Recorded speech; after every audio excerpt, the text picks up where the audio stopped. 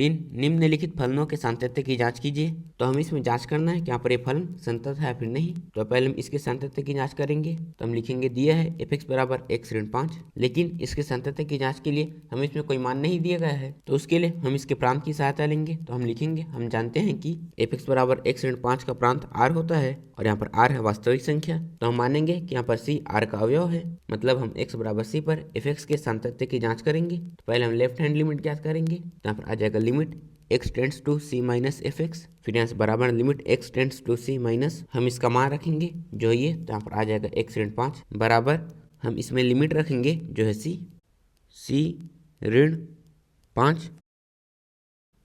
तो यहाँ पर हमने लेफ्ट हैंड लिमिट ज्ञात कर लिया। तो अब हम राइट हैंड लिमिट ज्ञात करेंगे। तो हो जाएगा limit x tends to c plus f(x), फिर यहाँ से limit x tends to c plus, हम इसका मान रखेंगे जो है ये, तो यहाँ पर आ जाएगा x ऋण 5 बराबर, हम इसमें लिमिट रखेंगे जो है c, तो यहाँ पर आ जाएगा c ऋण 5। तो यहाँ पर हमने लेफ्ट हैंड लिमिट और राइट हैंड लिमिट ज्ञात कर लिया। तो अब हम FC ज्ञात करेंगे, मतलब हम इसमें x के जगह में c लिखेंगे। तो यहाँ पर आ जाएगा c ऋण 5। तो यहाँ पर left hand limit, right hand limit और FC तीनों का मान बराबर आए, इसका मतलब है कि यहाँ पर ये फलन x बराबर c पर संतत है। तो हम लिखेंगे यहाँ x बराबर c पर लेफ्ट हैंड लिमिट बराबर राइट हैंड लिमिट बराबर FC है, अतः x बराबर c पर f(x) संतत है, अतः r पर f(x) संतत है। तो यहाँ पर ये फलन संतत है। तो अब हम इस फलन के संतत्य की जाँच करेंगे। तो यहाँ पर आ जाएगा b, फिर हम लिखेंगे दिया है f(x) बराबर 1/x ऋण 5, जहाँ पर x 5 के बराबर नहीं है, क्योंकि यदि यहाँ पर x का मान 5 होगा तो फिर हम 5 से 5 घटाएंगे, तो यहाँ पर आ जाएगा 0, और 1/0 का मान होता है अनंत, इसीलिए यहाँ पर x 5 के बराबर नहीं है। और इसके सातत्य की जांच के लिए हमें इसमें कोई मान नहीं दिया गया है, इसीलिए हम लिखेंगे कि हम जानते हैं कि f(x) बराबर 1/x ऋण 5, जहाँ पर x 5 के बराबर नहीं है, का प्रांत r ऋण 5 होता है, मतलब वास्तविक संख्या में से 5 को छोड़कर जितने भी संख्याएं हैं वे सभी इसके प्रांत हैं। तो माना c r-5 का अवयव है। तो अब हम x बराबर c पर f(x) के सातत्य की जांच करेंगे।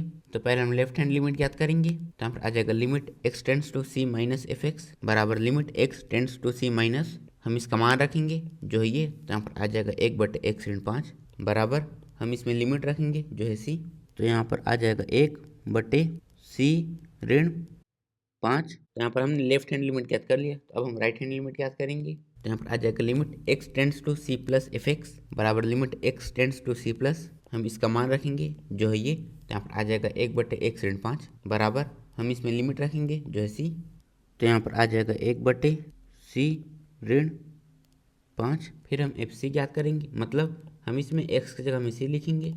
तो यहाँ पर आ जाएगा 1/c ऋण 5।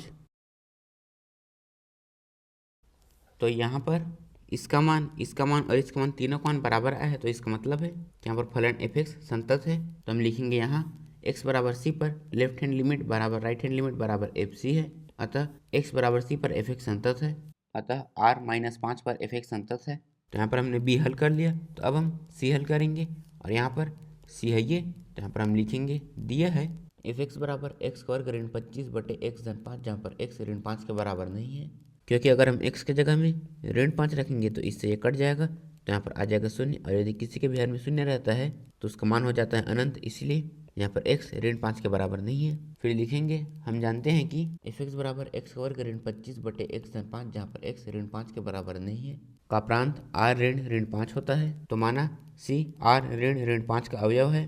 तो अब हम x बराबर c पर f(x) के सातत्य की जाँच करेंगे। तो पहले हम लेफ्ट हैंड लिमिट ज्ञात करेंगे। तो यहाँ पर आ जाएगा limit x tends to c minus f(x), फिर यहाँ से बराबर limit x tends to c minus, हम इसका मान रखेंगे। तो यहाँ पर आ जाएगा x² ऋण 25/x धन 5, फिर यहाँ से बराबर हम इसमें लिमिट रखेंगे जो है c, तो यहाँ पर आ जाएगा c² ऋण 25/c धन 5,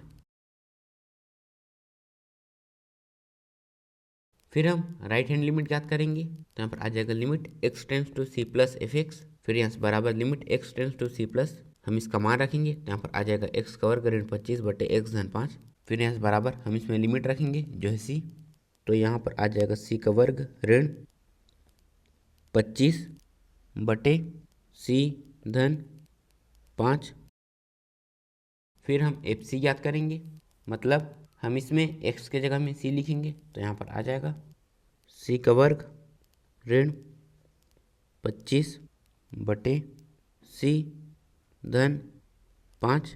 तो यहाँ पर इसका मान और इसका मान तीनों का मान बराबर आया है, तो इसका मतलब है कि फलन x बराबर c पर संतत है। तो यहाँ पर हम लिखेंगे यहाँ x बराबर c पर लेफ्ट हैंड लिमिट बराबर राइट हैंड लिमिट बराबर एफ सी है, अतः x बराबर c पर एफ एक्स संतत है, अतः r ऋण 5 पर एफ एक्स संतत है।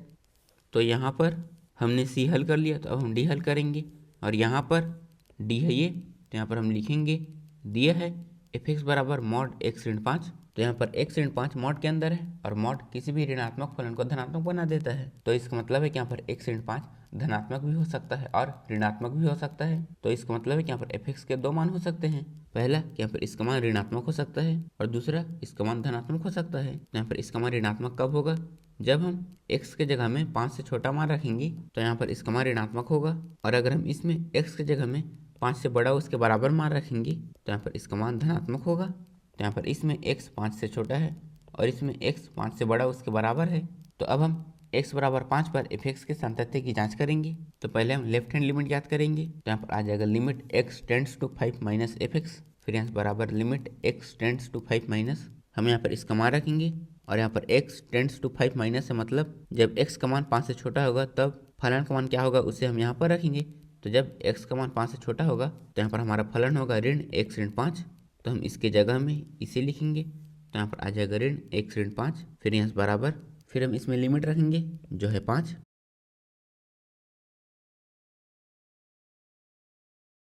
तो यहाँ पर आ जाएगा ऋण, फिर यहाँ पर 5 ऋण 5, फिर ये हो जाएगा 0, और अगर हम 0 में ऋण का गुणा करेंगे तब भी इसका मान 0 ही होगा। तो यहाँ पर हमने लेफ्ट हैंड लिमिट ज्ञात कर लिया, तो अब हम राइट हैंड लिमिट ज्ञात करेंगे। तो यहाँ पर आ जाएगा limit x tends to 5 plus f x, फिर यहाँ से बराबर limit x tends to 5 plus, हम यहाँ पर इसका मान रखेंगे, और यहाँ पर x टेंड्स टू 5 प्लस है, तो जब x का मान 5 से बड़ा उसके बराबर होगा तब यहाँ पर एफ एक्स का मान जो होगा उसे हम लिखेंगे। तो जब x का मान 5 से बड़ा उसके बराबर होगा तो यहाँ पर एफ एक्स का मान होगा ये, तो हम इसके जगह में इसे लिखेंगे। तो यहाँ पर आ जाएगा x ऋण 5, फिर यहाँ से बराबर हम इसमें लिमिट रखेंगे जो है 5, तो यहाँ पर आ जाएगा 5 ऋण 5, फिर हम इसे घटाएंगे तो यहाँ पर इसका मान हो जाएगा 0, फिर हम f5 ज्ञात करेंगे। तो यहाँ 5 है तो इसका मतलब है कि यहाँ पर x बराबर 5 है, तो जब x का मान 5 के बराबर होगा तो यहाँ पर एफ एक्स का मान होगा ये, तो हम इसमें x के जगह में 5 लिखेंगे। तो यहाँ पर आ जाएगा 5 ऋण 5, फिर यहाँ पर इसका मान हो जाएगा 0, तो यहाँ पर इसका मान आया है 0, इसका मान आया है 0 और इसका भी मान आया है 0, तो इसका मतलब है क्या फलन एफ एक्स x बराबर 5 पर संतत है। तो हम लिखेंगे यहाँ x बराबर 5 पर लेफ्ट हैंड लिमिट बराबर राइट हैंड लिमिट बराबर f5 है, अतः x बराबर 5 पर एफ एक्स संतत है।